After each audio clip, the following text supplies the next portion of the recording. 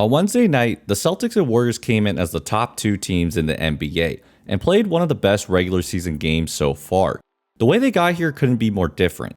While the Celtics had the best starting lineup and a very top-heavy roster, the Warriors have relied on an old mantra: strength in numbers.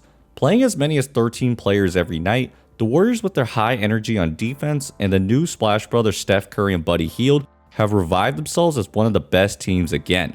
So with an early season matchup against the defending champs, the Warriors had a chance to prove that they were for real. It didn't look pretty early on though. Despite not having Jaylen Brown and Kristaps Porzingis, the Celtics started strong with the help from Derek White. He initiates the offense and realizes that Moody's backing up too much, so he just pulls up in his face for 3. Just a couple minutes later, Jason Tatum has a great matchup with Steph Curry. Wiggins realizes he has to help, and White knocks down his third 3 of the period to give Boston an early 11-point lead. So with the starters starting out sluggish, the Warriors turned to their best weapon, the bench, and it paid off immediately. After Hauser misses a 3, Draymond swings it to Curry. Notice how Hield moves to Curry's left side because no Celtic is there, and Hauser has to pick his poison between 2 sharpshooters. Next time down, GP2 swings it to Draymond and then sets a screen for Curry. Tatum isn't ready to help because it happened so fast, and GP2 is rewarded with a dunk. Then the Warriors run a really well-designed pick and roll. With Buddy Hield on the strong side, Sam Hauser, who would typically help, does not want to leave Hield alone. That then opens up the lane for GP2, and he dunks the ball, and all of a sudden it's a 3-point game. But where strength in numbers has helped Golden State the most is on the defensive end. During their dynastic run, the Warriors famously switch as many pick and rolls as possible to force teams to beat them with isolation basketball. They could get away with this because they had so many long and great wing defenders. But as the team has gotten older and is now trying to acclimate a deep roster, it allowed them to go to a strategy that they had avoided for a long time: the blitz. In its simplest terms, blitzing means you put 2 defenders on the ball, meaning that it can be a really risky strategy. When teams get blitzed, that gives the offense a 4-on-3 advantage, and especially for a team like the Celtics who space the floor and shoot a bunch of 3s, this strategy can be suicidal. So it's interesting to see how the results played out when the Warriors blitzed specifically Jason Tatum. When they blitzed Tatum, they made sure that there was a help defender on the screener once they caught the ball. For someone like Kata who's trying to corral the ball, this opens up opportunities for steals. But the most important part is that the Warriors were very physical with Jason Tatum. With 2 long guys like Draymond and Wiggins, they made sure to make the pass difficult. So even if Tatum does get the ball out of his hands, they've done enough to give the help defender enough time to make that rotation. This severely slowed down the Celtics' offensive possessions and gave Golden State enough time to make a decent contest. And because the Warriors play so many guys, they can continue blitzing with such high energy. So how did Boston counter? Well, first, they tried having a sharpshooter like Sam Hauser set the screen. Theoretically, with 2 guys on Tatum, that would give Hauser a shot. But Curry actually doesn't leave Hauser. Tatum moves laterally because he's anticipating a blitz, so that gives Wiggins enough time to get back. Tatum has to kick it to Horford, who then gets called for the travel. So then Boston went to the stack action, where you have 2 guys come set screens with one going to the rim and another going to the 3-point line. With all the confusion of who we're switching on, Boston did get some cleaner looks, and it's an action that becomes a huge part of this game as we move on. The other thing they decided to do was make Tatum a screener. With Derek White being so hot, they let him handle the ball. Since Wiggins doesn't want to leave Tatum, White's able to get in the lane and shovel it to Kata for 2. On the next time down, they run the same pick and roll and Curry switches on to Tatum. He tries to take a charge, which leaves White open for 3. Now on the rebound, Curry does try to find a leaking Kyle Anderson, but White's able to track it down and get the steal. Then on the way down, the Celtics get things settled, and White decides to become a screener for Tatum, who gets a much cleaner look for 3. So Steve Kerr decides to call timeout to yell at Steph for throwing that pass, and from another camera angle, you can see him say, "We're not that fucking team anymore." As Kerr may have alluded to, and as you've seen so far, the Warriors are going through a major reconstruction. This team doesn't have the talent of the past. Instead, they have a group of veterans with high IQ and young athletic guys still looking to make their mark in the league, which means the margin of error is a lot smaller. So it was an important reminder to even a star like Steph, like, hey, we have to play a lot differently from the past. And the message worked beautifully. With the Warriors up 1, Curry takes a dribble handoff from Draymond and he steps back and launches a 30-footer over the 7-footer Keita to put the Warriors up 4. On the other end, the Celtics move the ball, and while Holiday gets by Steph, he's able to steal the ball from behind. Then with a fast break opportunity, Steph dribbles past Derek White into the paint and kicks it to Moses Moody for 3. And then to end the quarter, Wiggins pulls up over Al Horford, but Moses Moody grabs the rebound and banks it in.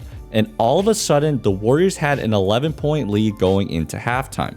At this point, Boston had a few things to be concerned about. One, despite a few adjustments, they were still relatively inefficient against the blitz. And 2, Jason Tatum only made 2 shots up to this point. And with the third quarter historically being the Warriors, the Celtics looked like they were in trouble. Steph Curry was also noticeably more aggressive to open up the third. He first uses the Draymond screen to create a little space and hits the open 3. Then after a Celtics make, he quick dribbles into the half court, drives on White, and steps back for another hit. With Curry getting hot, the Warriors run a dribble handoff. Horford helps a little too much and closes out a little too hard on Draymond, which allows for the lob, and the Warriors look like they were rolling. But the Celtics are the defending champs, and for a team that shoots a million threes, it only takes one run to get back in. And they did it by getting on the offensive glass. With the Warriors big man pulled up on the pick and roll, this gives Drew Holiday an opportunity to crash for an offensive rebound, and he gets it to White for an open look. Then a few possessions later, the roles reverse as Derek White comes all the way to the other side to get the rebound. The ball ping-pongs around 4 to 5 times, and Tatum is able to get a clean look at a 3, which was huge. To counter the blitz, the Celtics try to avoid it altogether. So instead of using a pick and roll which would invite the blitz, they decide to use more dribble handoffs. With Draymond dropped so far back on Keita, GP2 has to come up to help on the dribble handoff. He tries to recover back and slips, which opens up another 3 for JT.